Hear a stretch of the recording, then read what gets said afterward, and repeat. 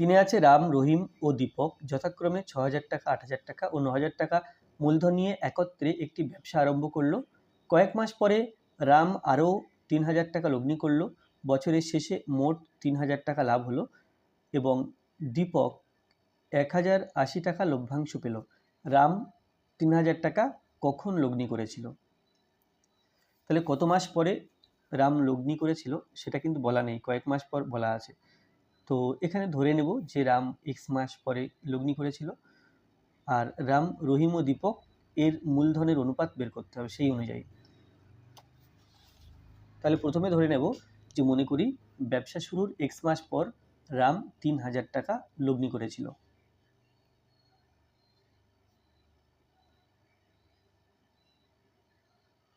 মনে করি ব্যবসা শুরুর এক্স মাস পর রাম আরও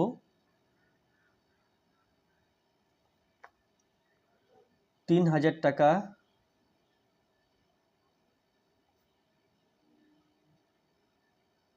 লগ্নি করেছিল।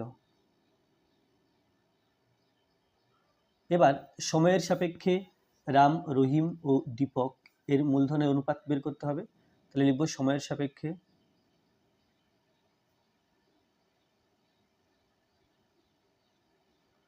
রামের মূলধন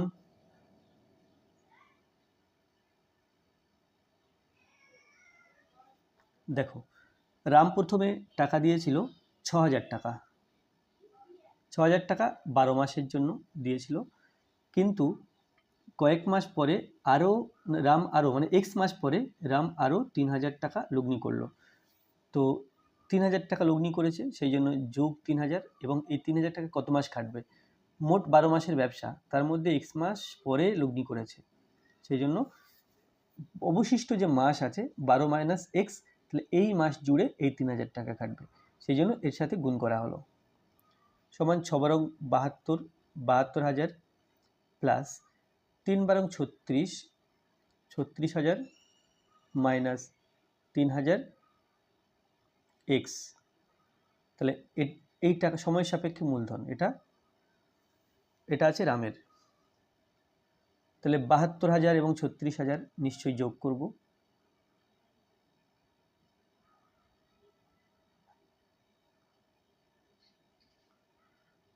৮, ১০, তাহলে এটা হলো ১,০৮,০০০ টাকা।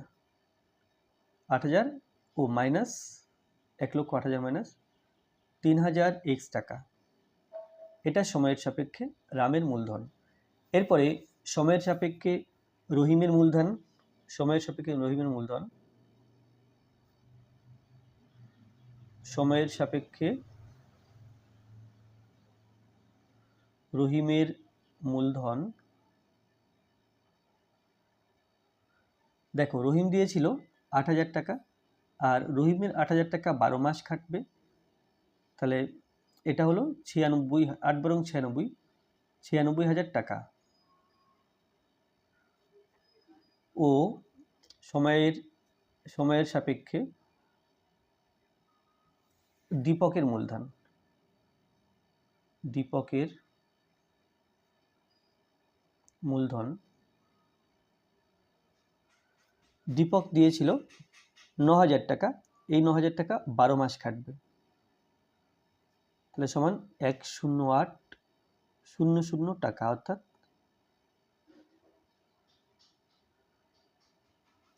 এটা ১,০৮,০০০ টাকা। তাহলে এই ৩ টাকার অনুপাত করতে হবে।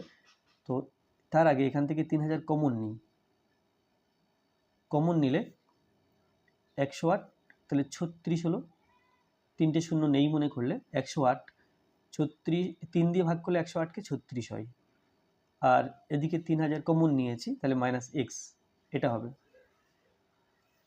তাহলে সময়ের সাপেক্ষে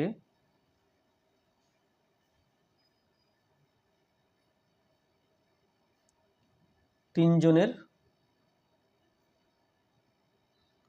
মূলধনের অনুপাত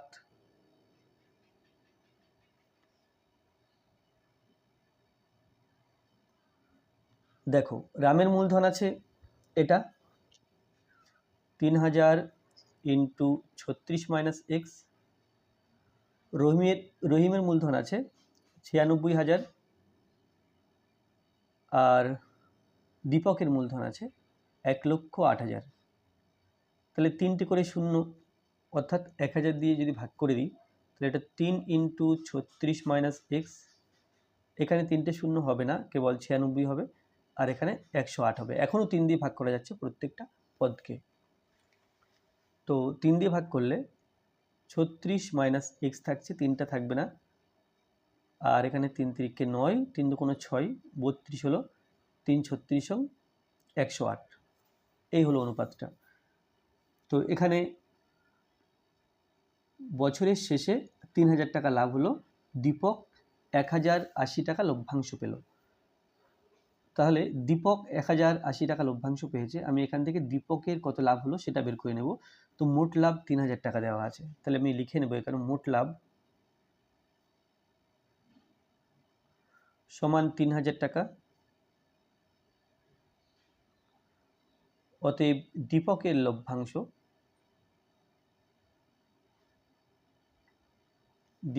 লভ্যাংশ মোট 3000 টাকা ইন্টু এটা রাম, রহিম, দীপকের ক্ষেত্রে 36 আছে, বাই এই 3টি সংখ্যা যোগ করে বসাতে হবে, 36, 32, 36 মাইনাস এক্স, 36 দুগুণ 72, 72 আর 32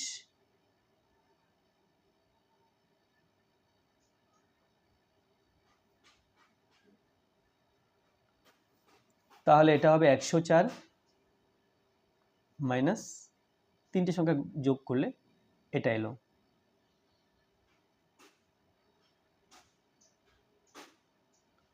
তো এটা হবে 3 এবং 36 গুণ করলে 108, এবং 3টে শূন্য বসে গেল, আর নিচে 104 মাইনাস এক্স টাকা, এই টাকাটা। কিন্তু প্রশ্নে বলা আছে যে দীপক 1080 টাকা পেল, তাহলে প্রশ্নানুসারে এই টাকাটা সমান 1080 লিখব। প্রশ্নানুসারে 108,000 বাই 104 মাইনাস এক্স, এটা সমান 1080। আমাকে এক্সের মান বের করতে হবে সমাধান করে, সেই জন্য এখানে বজ্রগুণ করলে, দেখো বজ্রগুণ করলে এখানে 1 দিয়ে এই সংখ্যাকে গুণ, আর 1080 দিয়ে এই সংখ্যাটাকে গুণ। তাহলে আমি এটা আগে করে নিই, 1 দিয়ে এই সংখ্যাটাকে গুণ করলে 1,08,000 সমান 104 দিয়ে এই সংখ্যাটাকে গুণ করব, তাহলে 104 ইন্টু 1080 মাইনাস এটা দিয়ে একে গুণ 1080 মাইনাস এক্স,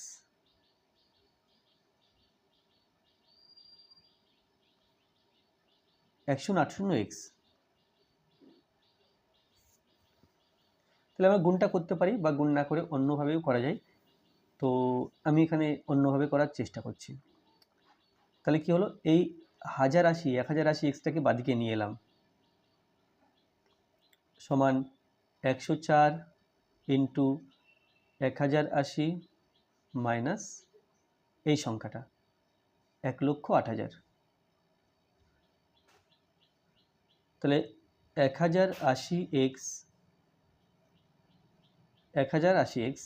সমান এই দুটো সংখ্যা, দেখো এখানে 1080, এখানে 1080 কমন নেব, 1080, তাহলে এখানে থাকছে 104 মাইনাস এখানে থাকছে 100।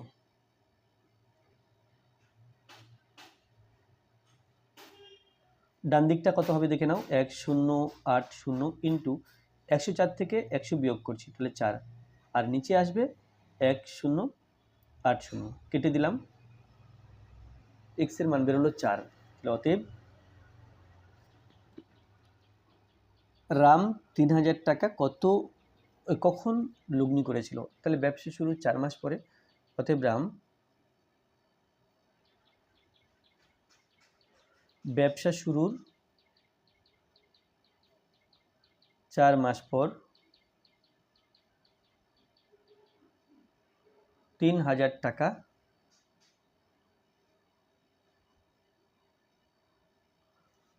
টাকা লগ্নি করেছিল।